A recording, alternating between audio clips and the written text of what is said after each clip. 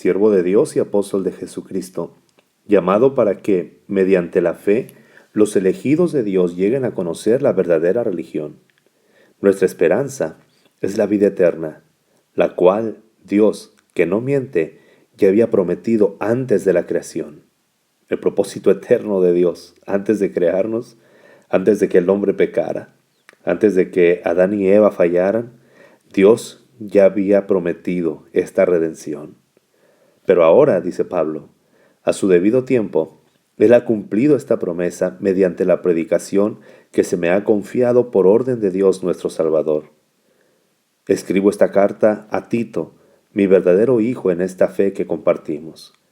Que Dios el Padre y Cristo Jesús nuestro Salvador te concedan gracia y paz. Las instrucciones que Pablo da a Tito son casi las mismas que les escribió a Timoteo. Pablo le dice a Tito en el capítulo 1, te dejé en Creta para que pusieras en orden lo que quedaba por hacer y en cada pueblo nombraras ancianos de la iglesia, de acuerdo con las instrucciones que te di. El líder, el anciano, debe ser intachable, esposo de una sola mujer. Sus hijos deben ser creyentes, libres de sospecha de libertinaje o de desobediencia. Todo tiene que ver con el carácter, con el ser, con la persona. Y todo tiene que ver con la familia. Como líderes, como pastores, como hombres y mujeres que Dios ha puesto a cargo de la grey, ¿cómo estamos siendo en nuestra familia? Muchas veces nos desvivimos por ofrecer un servicio a la iglesia y sacrificamos lo primero que Dios nos pide atender.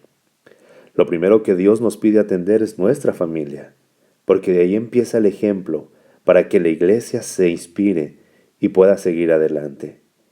Es muy fácil confundirnos y creer que nuestro principal servicio para agradar a Dios es en la iglesia, es en el lugar de reunión, es el estar 7 días metidos en 4 paredes, teniendo cultos, misiones, oraciones, vigilias, lo cual es bueno, es saludable, es necesario, pero deja de ser bueno y deja de ser saludable cuando está compitiendo con el tiempo que podemos dedicar también a nuestra familia. Pablo le está escribiendo a Tito y le está poniendo los requisitos y dice, lo primero que tiene que ser el anciano, el líder, es que sus hijos sean creyentes. Esto nos habla de un trabajo en familia. La verdad es que si tú estás sirviendo en la iglesia, si tú faltas, si tú no vas a cumplir con esa labor, otra persona lo va a poder hacer. Pero en la labor de tu casa, como padre, como mamá, como hijo, nadie lo puede hacer. La Biblia es muy enfática y empieza toda obra del Señor, toda obra perfecta del Espíritu Santo, empieza de adentro hacia afuera. Y es lo mismo que sucede en nuestro hogar. Primero está nuestra casa y luego el servicio a la iglesia. El obispo, dice el versículo 7, tiene a su cargo la obra de Dios y por lo tanto debe de ser intachable. Una vida recta, íntegra, no como sacrificio, no con pesar, sino por naturaleza, porque tiene una relación con Dios. ¿Cuál es la vida que nos da, o cuál es la pauta, o cuáles son las características de una vida intachable según la Biblia? El siervo de Dios no debe de ser arrogante, presumido, soberbio, altanero. Eso no cabe en la obra de Dios. Alguien que se la lleva presumiendo de sus años de experiencia dentro del ministerio es arrogante.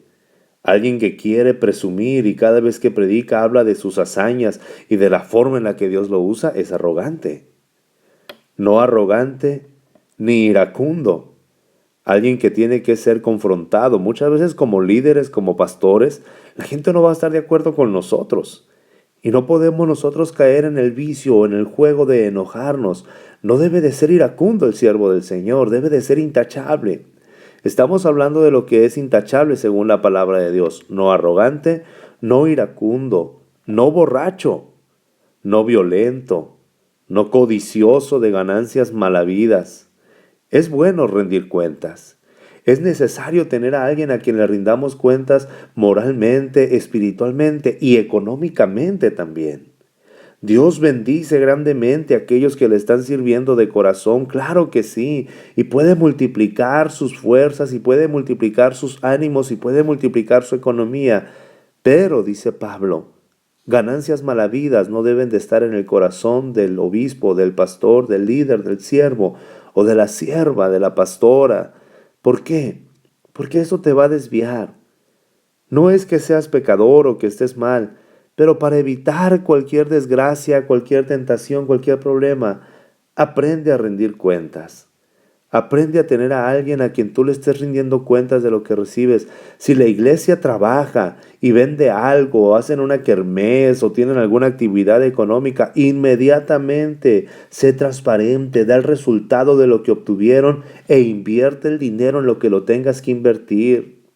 Si tú perteneces a una iglesia donde han estado trabajando y durante mucho tiempo han estado obteniendo ganancias y el pastor no está siendo claro, no está mostrando las cuentas y, sobre todo, no está haciendo o invirtiendo el dinero con el propósito que se obtuvo, ten cuidado. El amor al dinero es muy sutil y es un pecado muy grande, y un obispo, un pastor, un líder, un siervo, una sierva de Dios no debe de tenerlo.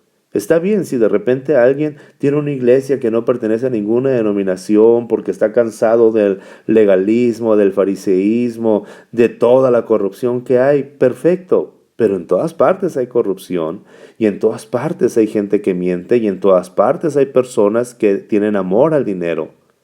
Por lo menos estar bajo una denominación te da la tranquilidad de estar reportando y estar bajo autoridad. Ten cuidado, no todo lo que parece de unción es de unción. Tenemos que estar mostrando nuestra fidelidad, nuestros ingresos, pagamos impuestos, somos fieles. Jesús dijo, den al César lo que es del César y a Dios lo que es de Dios. Tenemos que ser íntegros, transparentes. Si alguien en tu congregación se está levantando dinero y no se está usando para el fin, para el propósito, no tienes que ver esto a la ligera, esto es grave. Aquí dice la palabra del Señor que el obispo, el anciano, el líder, el obispo, el pastor, no debe de ser codicioso de ganancias mal habidas. Tanto entró, tanto salió y lo estamos invirtiendo de esta manera. Debe de haber resultados. Ok, sigamos porque a lo mejor no es muy agradable, ¿verdad? Al contrario, dice la palabra, debe de ser hospitalario, amigo del bien, debe de ser sensato, justo, santo y disciplinado. ¡Guau! Debe apegarse a la palabra fiel, según la enseñanza que recibió, de modo que también puede exhortar a otros con la sana doctrina y refutar a los que se opongan. Y Pablo le escribe a Tito con esta tranquilidad, y es que hay muchos rebeldes, charlatanes y engañadores, especialmente los partidarios de la circuncisión. Pablo dice especialmente aquellos que son tan legalistas que solamente se ven los errores y los defectos de los demás, los que quieren defender tradiciones y costumbres que no sirven para nada y que están arruinando a familias enteras al enseñar lo que no se deben, y lo hacen para obtener ganancias malavidas. Pablo dice esa gente que se disfraza de tanta piedad y que defienden las costumbres antiguas, pero no la sana doctrina, son los que están haciendo más daños. No hagas caso, le dice Pablo a Tito, no hagan caso de leyendas judías ni de lo que exigen esos que rechazan la verdad. Para los que son puros todo es puro, pero para los corruptos e incrédulos no hay nada puro. Siempre andan buscando símbolos secretos y escondidos y siempre andan viendo dónde está la maldición en lugar de la bendición. Critican las festividades, critican las fiestas porque no pueden ser felices, quieren que nadie sea feliz. Pablo le dice a Tito, olvídate de eso. Tú, en cambio, predica lo que va de acuerdo con la sana doctrina.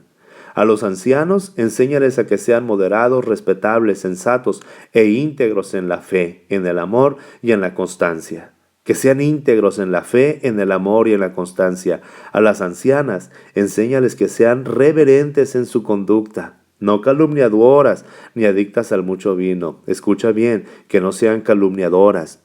El hecho de que tú tengas mucho tiempo en la iglesia no te da derecho a estar juzgando, criticando y condenando a los demás. Eso no es la labor. La labor, dice la palabra de Dios, de una mujer que realmente ama a Dios, es enseñar lo bueno, y aconsejar a las jóvenes, a las recién convertidas, a las que van entrando a la iglesia, no a hacer tamales, no a juzgar, no a condenar, tampoco cómo vestirse ni de qué manera hablen. Eso es lo que debes de enseñar según el capítulo 2, versículo 4. Aconsejar a las jóvenes a amar a sus esposos y a sus hijos, a ser sensatas y puras, cuidadosas del hogar, bondadosas y sumisas a sus esposos, para que no se hable mal de la palabra de Dios. ¿Te das cuenta lo importante que es el hogar para la Biblia? No es que entraste a la iglesia y alguien te tiene que enseñar cómo vestirte, cómo peinarte y qué música dejar de escuchar. Esas son cosas de gente religiosa y farisea. La Biblia nos dice cómo debe de comportarse una mujer que ama a Dios, amar a su esposo, amar a sus hijos, cuidar su hogar, ser bondadosa y sumisa. Eso está en Tito capítulo 2, versículo 4. A los jóvenes exhórtalos a ser sensatos. Con tus buenas obras, dales tu mismo ejemplo en todo. Cuando enseñes, hazlo con integridad y seriedad y con un mensaje sano e intachable. Y el mensaje sano e intachable es el que habla de la palabra de Dios y no de lo que tú eras antes o de lo que quieres ser. El púlpito no es para hablar de tus sueños y de tus visiones, el púlpito es para hablar la palabra de Dios. El púlpito no es para hablar de lo que tú eras antes, el púlpito es para hablar de lo que Dios es y lo que puede hacer. En verdad, esta es una verdad clarísima y una promesa grandiosa porque resume nuestra creencia, nuestra doctrina o en nuestra fe.